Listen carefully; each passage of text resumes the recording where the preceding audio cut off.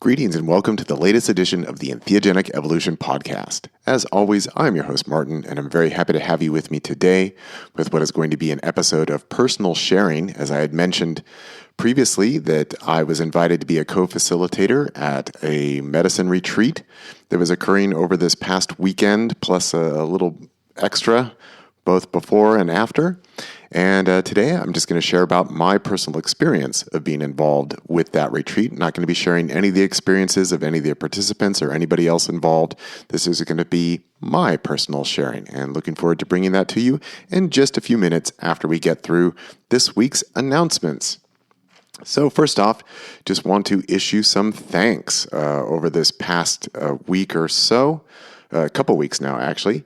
Had a couple PayPal donations. One came in from Karen, another came in from Christine. Thank you both very much for making a donation in support of the Entheogenic Evolution Podcast. Of course, if you would like to support this podcast via PayPal, just stop by my personal webpage at martinball.net.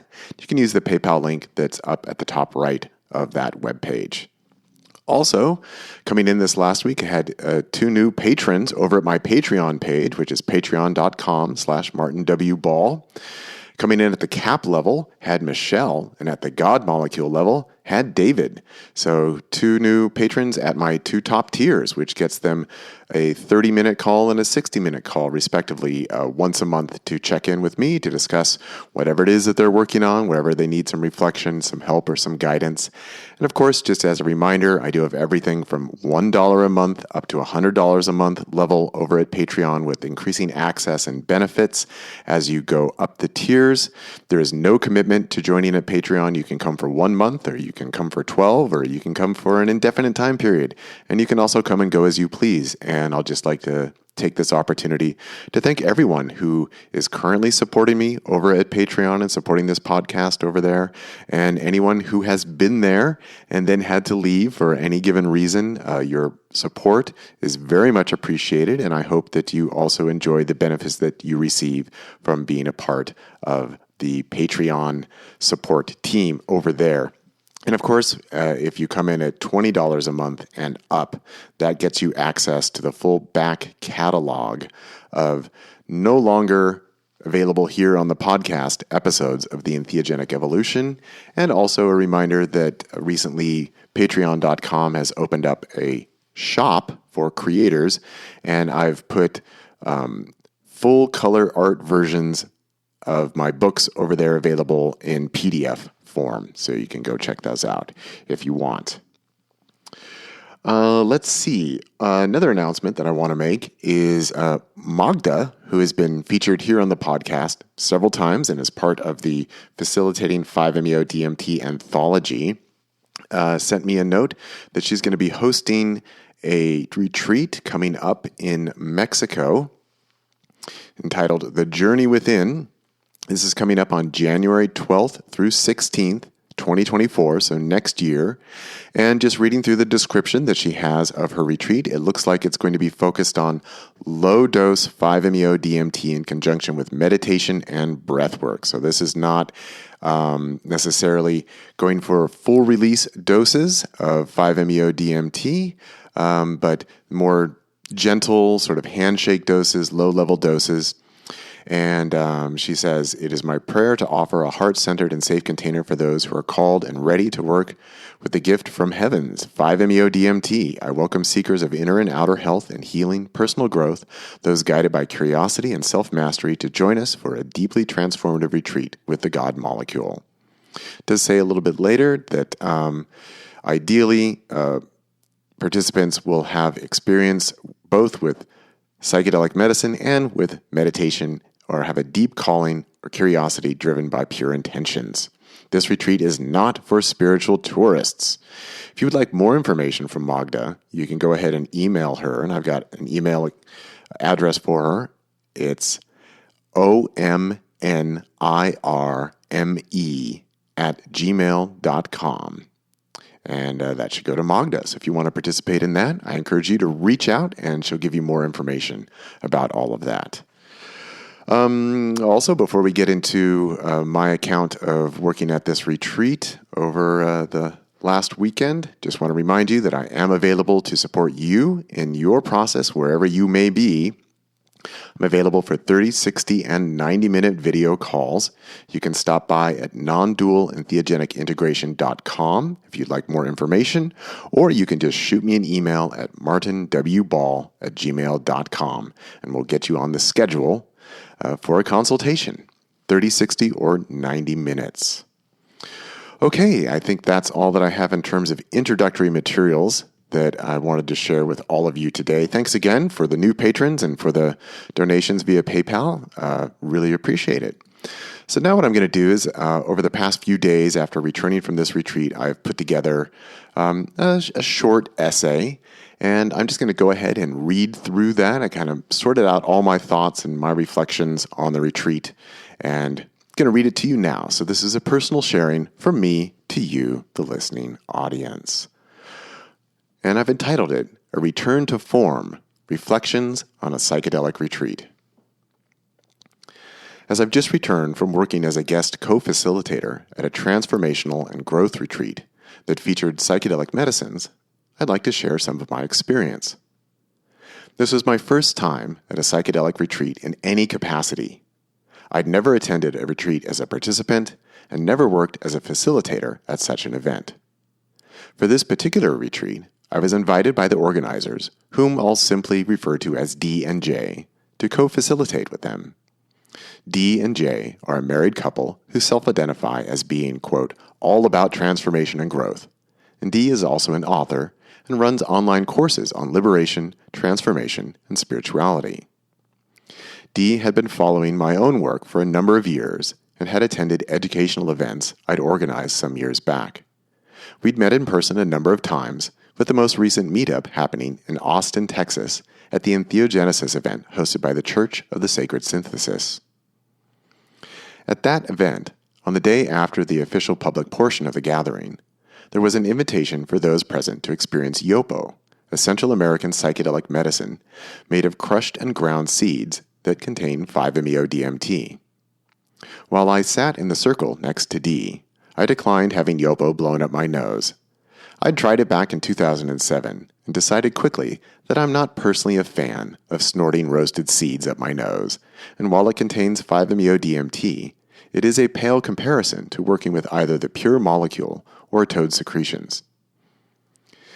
D found the experience rather uncomfortable, and shortly into his experience requested that I help him via my personal approach of what I've called nondual energetic therapy, which involves working with individuals who are experiencing psychedelic medicines through highly structured physical contact and processing of energy. This kind of work can be done by the practitioner, myself, with or without any psychedelic medicines, but it helps to be more in tune with the energy via psychedelic consumption. It happened that I was peaking on a moderate dose of mushrooms at the time that D asked for my help, and though it had been 7 years since I'd engaged in this kind of energy work, I easily slipped back into my old role and effortlessly began helping D with his energy and his experience of Yopo. When he and I were complete, another woman who had also been served Yopo eagerly caught my eye and requested that I work with her, which I obliged.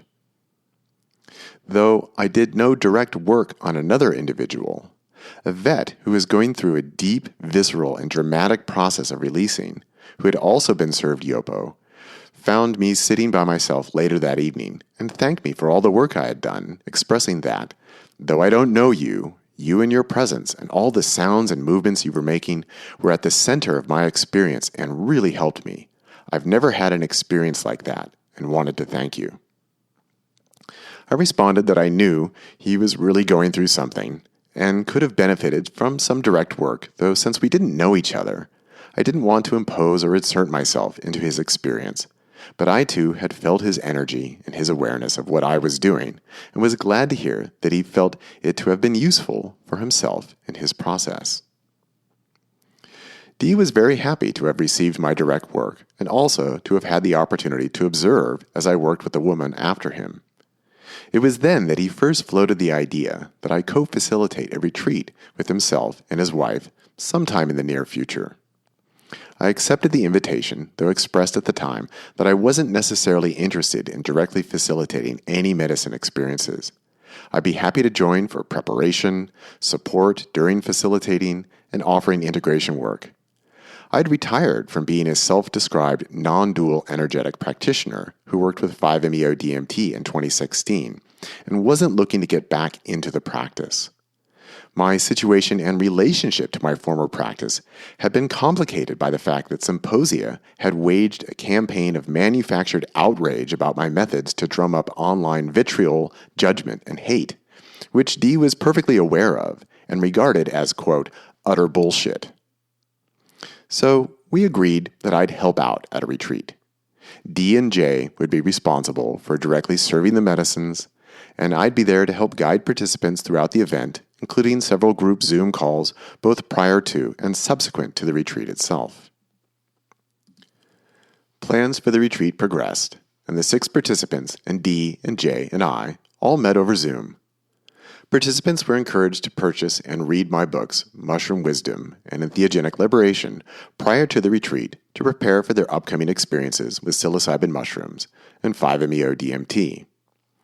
They were also provided with info about videos and interviews with me.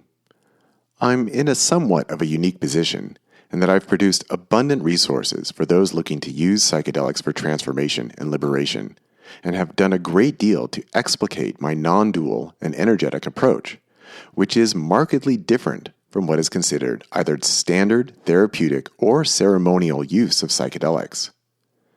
For anyone who wants to learn about it, I've got books, interviews, lectures, articles, podcasts, art, music, poetry, and more as resources. It's a unique approach, and it isn't possible to find elsewhere, and particularly when it comes to working with 5-MeO-DMT, I'm the most prolific author and speaker in the world. So many of the participants dove into my offerings to start digesting and reflecting on my non-dual and energetic approach. Prior to the retreat, I had some private conversations with some of the participants, but not all. Hugs and smiles were spread all around when we all first met in person for pickup and then lunch before heading to the actual retreat location. No medicine work was planned for the first day, and that evening we all met together to discuss the process of the participants taking psilocybin mushrooms on the next day. Overall, psychedelic experience among this group was minimal, with several having no previous experience to speak of. Dee and Jay and I thus spent a good amount of time sharing our insights and guidance for how to navigate and work with the mushrooms for maximum benefit. Significantly, many of the participants commented later on how much of our guidance and advice they retained throughout their experiences and were deeply appreciative of all the care and attention we paid to preparing them. That night, we also reviewed my own unique methodology for working with participants' energy during psychedelic sessions, and I did some demonstrations with Dee as my patient so that all could see how it worked and what it involved. I'd brought my trusty eagle feather with me, showed how I used it as a simple tool, and demonstrated how I worked with my hands and body.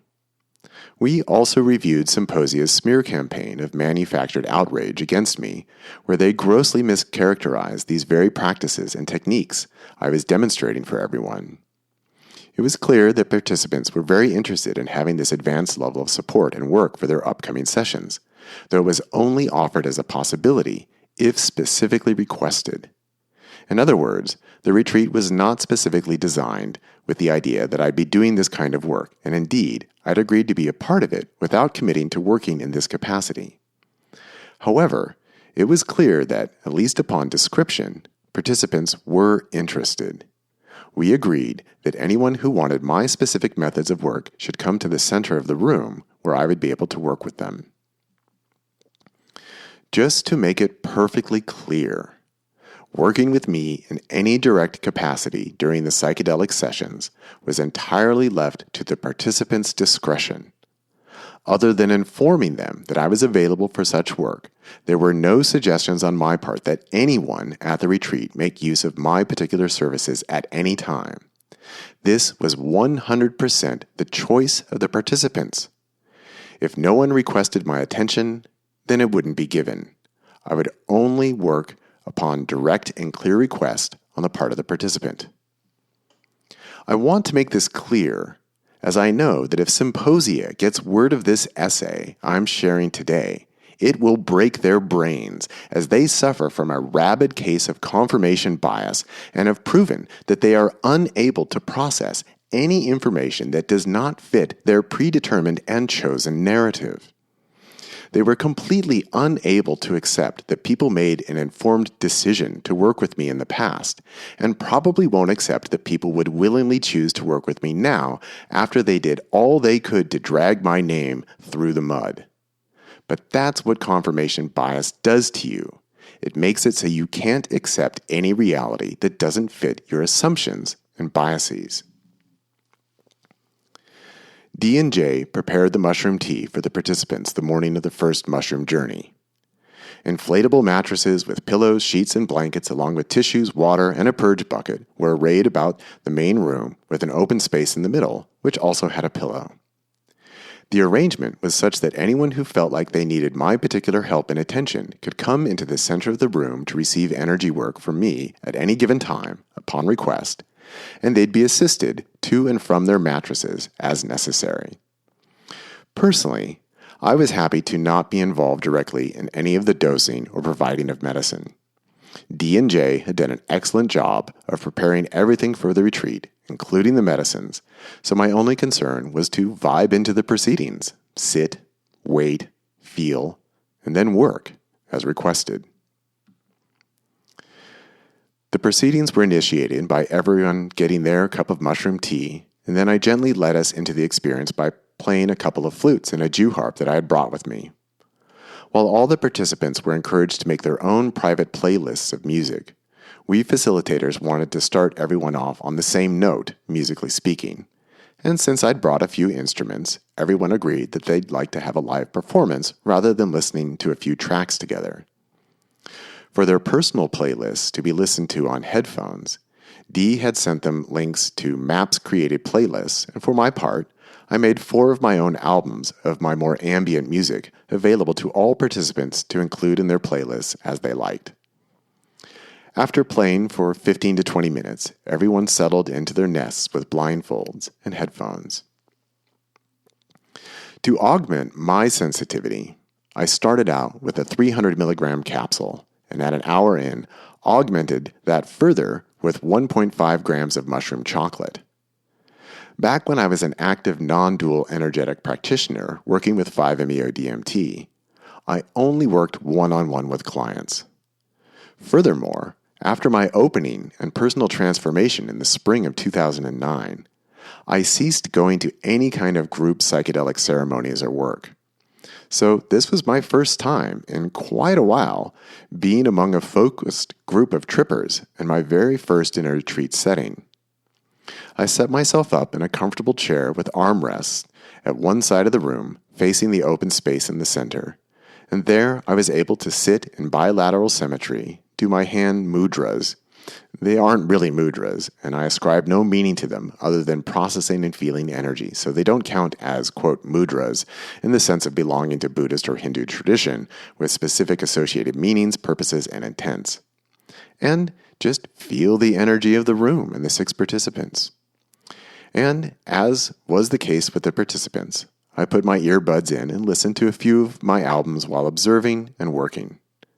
I always find an theogenic experience to be enhanced by listening to music, and similar to the participants, it gave me something to focus on while navigating the large and unexpected surges and waves of energy that passed about the room and among the participants. I can definitely see the appeal of singing songs such as Ikaros while functioning in a group session, as it gives the facilitator something specific to focus on and direct their energy and attention toward. It was an interesting challenge. Working with a group this way is profoundly different from working one-on-one, where I'm able to give absolute focus to one individual with crystal clear clarity. Here, there were bursts and movements of energy all around the room, with different participants expressing and processing at different times, or sometimes simultaneously. They got big from the get-go, and it was like a big energy soup. It wasn't long before participants started asking for my help in energy work, And throughout the day, all but one participant came to the center of the room for me to work on, and the one who didn't come to the center also got some attention from me while sitting up on her mattress and asking for my assistance. A couple of hours in, all participants were offered a booster in the form of mushroom chocolate, and once again the energy began to rise. For me, as the live energy monitor, so to speak, keeping track of it all was an interesting challenge. It's an extremely different environment from working one-on-one, and when asked about my experience later by the participants, I described it as a sometimes confusing challenge. Personally, I was always pleased when participants came to the center of the room, when I could directly put my focus on one individual. Overall, however, it all worked extremely well. Everyone agreed that they felt I was able and available to help them when needed. All were astounded at what they described as my intuitive ability to do just what was necessary and when, and never more, and never less. There was never a point where two individuals wanted to be in the center space at the same time, so everyone got their turns as necessary. In that sense, it was perfectly orchestrated, though there was no effort at orchestration. There was one point where I felt the urge to purge for one of the participants, but I energetically declined. That was one of the reasons that I stopped facilitating in the first place, and I had no desire to get back into that level of processing for someone else. By the time all the participants completed their processing, I was definitely done energetically and was ready for some food, some time outside, and relaxation. Holding the energy for that long wasn't easy, but doable. As the energy abated and I could tell that my work was finished for the day, there was a big discharge and hunger came on strong. This was another instance where it was great that there were two other facilitators present, as they could manage everyone's sociability at that point, and I could go take some time for myself to recharge. Later, after dinner, we had an integration and sharing session for the day's mushroom experiences, and that was followed by a discussion of how 5-MeO-DMT would be administered the next day. Dee had shared his idea with me that we'd serve all the participants in their private rooms. I wasn't a fan of that idea for a number of reasons. One was that it felt too separated and would make it very difficult to monitor and respond to individuals. Furthermore, even though I'm not a group setting kind of guy, I do also feel that there is a great deal of benefit to having the opportunity to watch others and their experiences with 5-MeO-DMT. Indeed, it is one of my personal requirements for anyone who thinks they want to facilitate the 5-MeO-DMT experience. In addition to getting plenty of your own experience with the medicine and taking the time to work through your shit, you should also observe many people because each process is unique, though there are some main themes.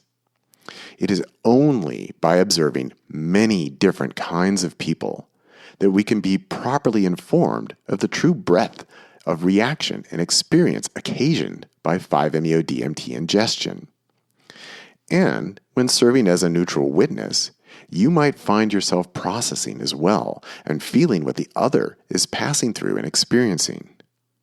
Watching others go is highly educational and informative. Furthermore, for me to work with someone energetically, they need to be accessible on the floor and not on a bed. And with this proposed setup, it would be unlikely that I'd be able to get to each person. What I suggested to Dee was that we arrange the central room for everyone to have a comfy seat along the walls, and we'd serve each participant one at a time in the center of the room. We pitched our proposals to the participants, and it was unanimously agreed that we'd follow my suggested format. At the time, I said that if anyone wanted me to work with them during their 5 experience, they should just invite me to sit in front of them at the beginning of their session, and I'd be there for them. I also suggested that we have some music playing for the duration of our combined work with 5-MeO-DMT. I explained that one of the reasons I like having music going is so that the participant can have something to focus on and relax into when the ego comes back online after the absorption phase of the 5-MeO-DMT experience. It's common, once the ego fully returns, for the ego to think that it's time for it to do something. I call this the backside of the experience, and it's a point where many individuals immediately start operating from the ego and begin doing. Prior to starting, I suggested that everyone take this time to relax, listen to the music, and not engage in egoic doing, and take their time. The group liked the idea and requested that I put together a playlist of some of my own ambient tracks, which I did and then kept on repeat play for the next 4 or 5 hours. Unsurprisingly, all of the participants wanted me to work with them throughout their 5 experiences. Again, I was very happy that D and J were providing the medicine, handling the vaporizer and the lighters, and actually serving the medicine. That allowed me to let go of those responsibilities and just focus on the participant energetically. Also, to join in, I brought a 5-MeO-DMT vape pen that had been gifted to me so that I could take some hits as I progressed with my work with the participants. The vape pens had been made in graduating levels of concentration and potency, and for this event, I'd brought the weakest of the 3 pens with me as I was thinking that I'd want to go easy with it, given how many people I'd potentially be working with. In my personal practice, I only ever worked with 1 person a day, except on a few cases where I did more. However, were I to do this again, I'd bring one of the stronger and more concentrated pens. However, between the pen and clearing out the vaporizer after the participant had their dose, I was easily able to get into the zone. Though this was ultimately more work and physically and energetically demanding than the previous day's mushroom ceremony, it was also easier for me in that I only had 1 person to focus on at a time, and it's unquestionably my preference. I used my technique of taking more medicine for the participants to extend and deepen their experiences, and did various amounts of energy work and light coaching for all who went. Due to the use of these techniques, each participant's time in the center was a bit longer than would be standard for a one-hit use of 5-MeO-DMT. When in an open and energetically expanded state, my taking additional hits from the vape pen can be distinctly felt by the participant as the effects easily transfer from one vehicle to another. In my estimation, I wasn't looking at a clock. Most of the participants were in the center for around 30 minutes at a time, and the longest was probably around 45 minutes to process all the way through the energy and the accompanying work. Just to note, there was hardly any verbal coaching involved. I always recommend keeping normal verbal communication to a bare minimum when working with entheogens. One of the participants decided that he just witness rather than partake, and that was fine with me, as working with 5 people in one day over the course of some 5 hours of intense, focused work was plenty. Again, when the last participant was done with her session, I was fully done and ready for food, a walk, and discharge and grounding. When on the mat and focused and thoroughly in the energy, I'm too charged and attentive to notice fatigue. But once we crossed that last hurdle of doing big energy work with the final participant who came with a lot of trauma to work through, I was definitely done. We'd crossed the finish line for the day, and my body let me know that it knew it. All the participants commented that they really enjoyed getting to watch me work on all the others, and also how each experience was different and required different kinds of energetic work and processing. Getting to observe helped them understand more of how I'd worked with them all individually the day before, and just allowed them the opportunity to observe without being the direct recipient of the work. Again, I was thanked for what they felt and perceived as my intuitive presence and work, though that's not really how I describe the work from my end.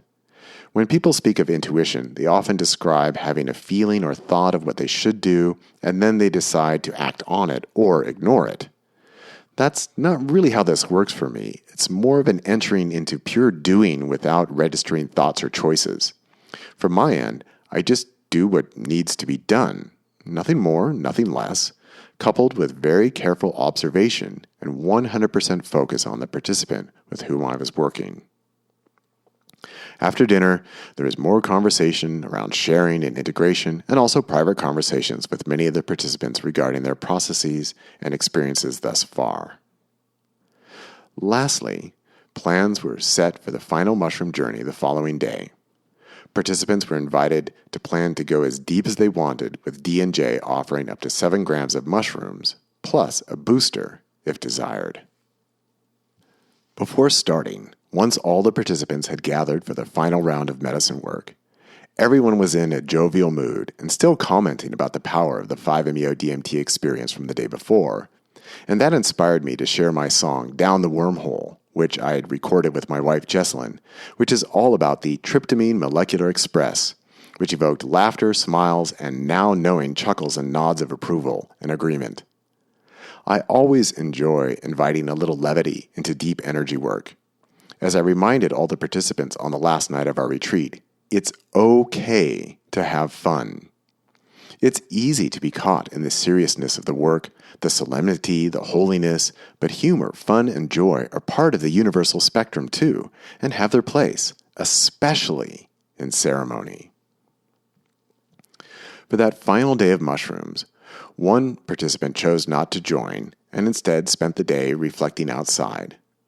One participant went with a lower dose of 1.5 grams, 2 went for 5 grams, and 2 others 7 grams. For myself, I went with 1.5 grams. Though 3 of the 5 participants asked me for energy work that day, the overall process was so significantly smoother, quieter, and less tumultuous and explosive as the first day of mushrooms. Clearly, all the processing and integrating everyone had been fully engaged with over the course of the previous days was paying off. There was far less demand on me monitoring everyone, the work was smoother, and I was far more comfortable sitting in symmetry and feeling and observing. One participant, who had been having particularly vocal and active sessions, asked me for help early on in this round of mushrooms, and together we worked to help smooth everything out, and I introduced the phrase of return to rest to this participant. After getting back to their bed, I would quietly say this phrase whenever they started becoming agitated at a volume that would have been inaudible. However, to no surprise at all, they told me after during our integration conversation that they could hear me occasionally repeating this phrase to them in their head throughout the course of the mushroom experience. It's a technique I've used with countless individuals. The session ended by late afternoon, and by dark, it was time for dinner. After dinner was more sharing, integration advice, and more casual and open conversation. The day after, we had more group and individual reflection, more discussions of how to move into the future, taking the lessons learned and the energy processed here into daily life, and an openness for new experiences, new insights, new expressions, and new embodiments. While I haven't really shared any of the participants' experiences in any detail here in this essay, I can assure you that from my perspective, even though it's been 7 years since I've actively worked as a nondual energetic practitioner, nothing has changed from my side, and via observation and reporting, nothing has changed from the participant side of things. Working with 5-MeO-DMT was the same as it's always been, as was working with mushrooms. All the reactions, processings, and expressions were within the spectrum that I've previously experienced and observed. All the work progressed along familiar trajectories. Ultimately, there was nothing surprising.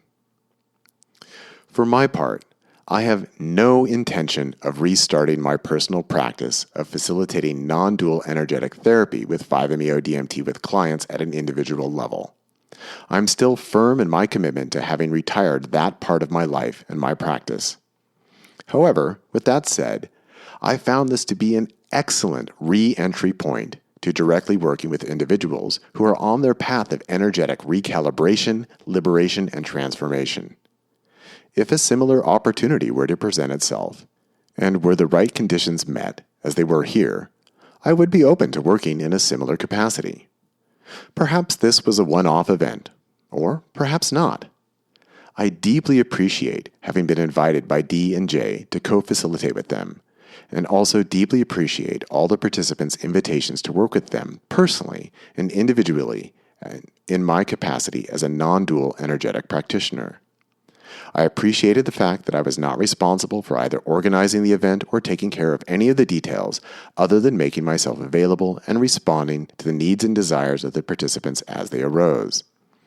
I am not looking to reopen my individual practice, start organizing retreats, or serving anyone in theogenic medicines.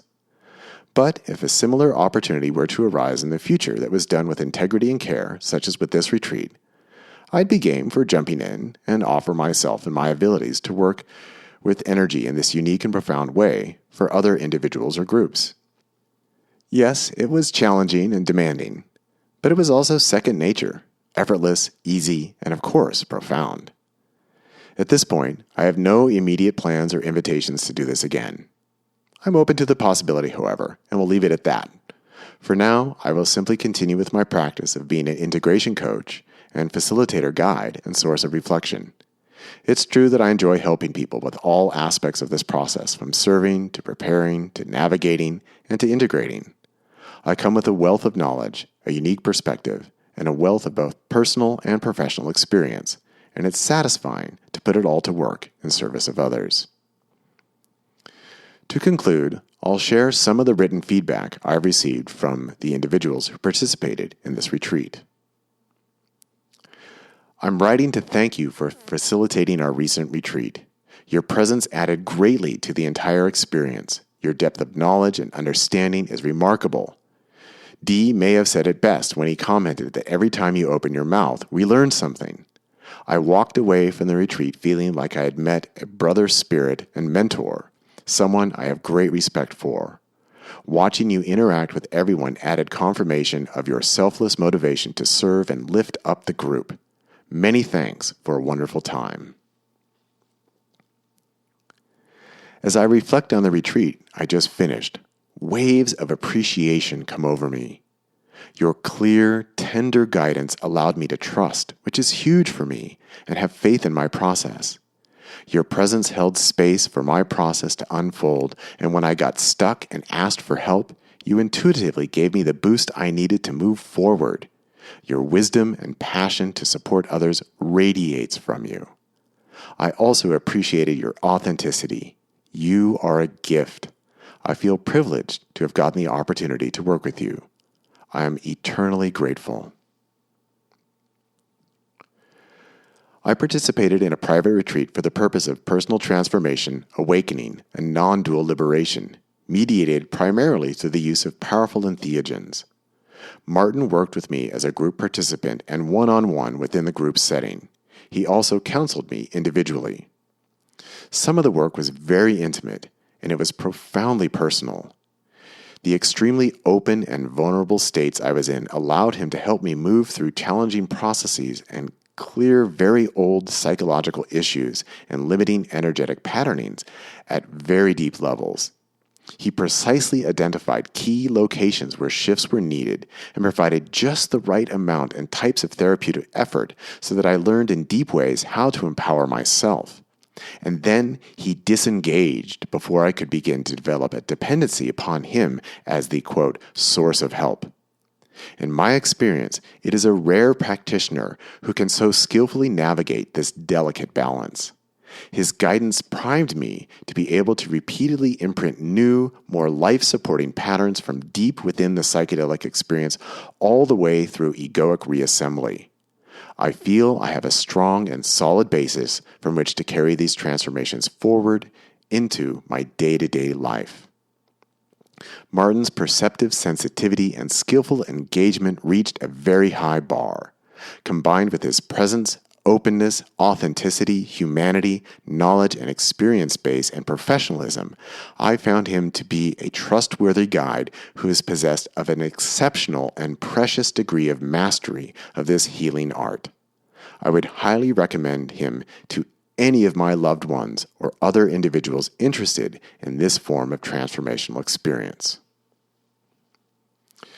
And that's about it. Thanks again to Dee and Jay for doing all the hard work of putting this retreat together, registering participants, serving both medicines and meals, and serving up an excellent container for deep and transformative work for all involved. And of course, a big thank you to all the participants who came to me with trust, openness, and resilient hearts. Thank you all for this opportunity to step back into my role as a non-dual energetic practitioner and to serve you on your journey of awakening and transformation.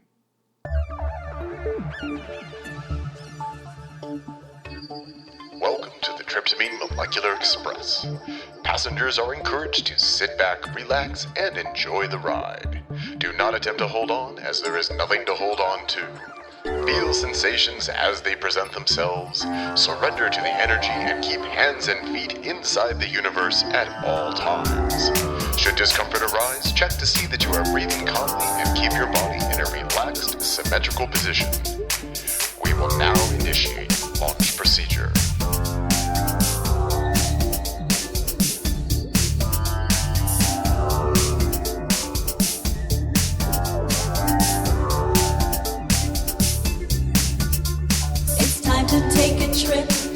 Cosmic ride, we're going down the wormhole, take a look inside.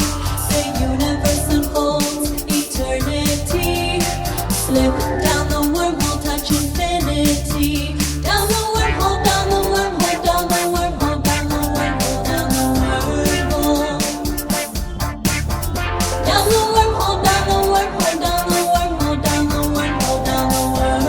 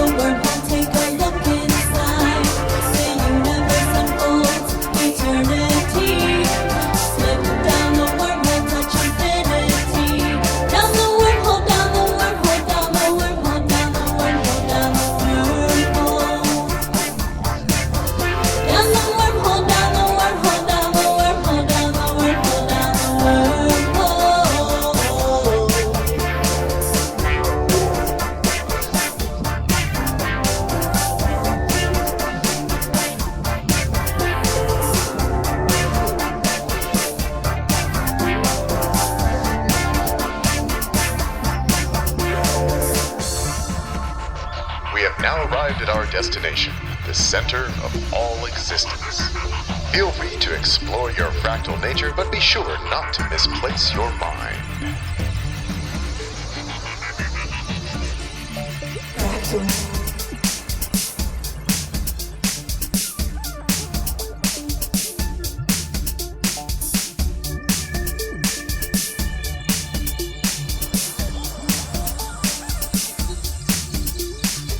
It's a mystery, the human being. Your energetic system runs on tryptamine, 5-MeO and DMT, molecules of insight and reality.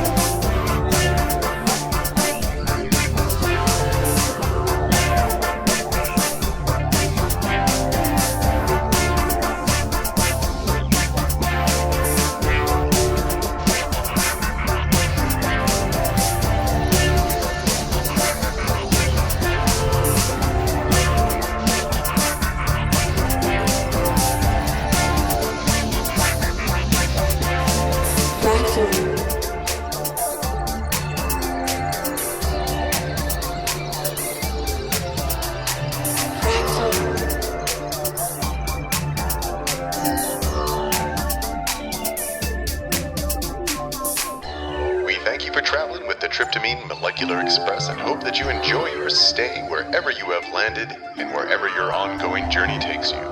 And remember, no matter where you go,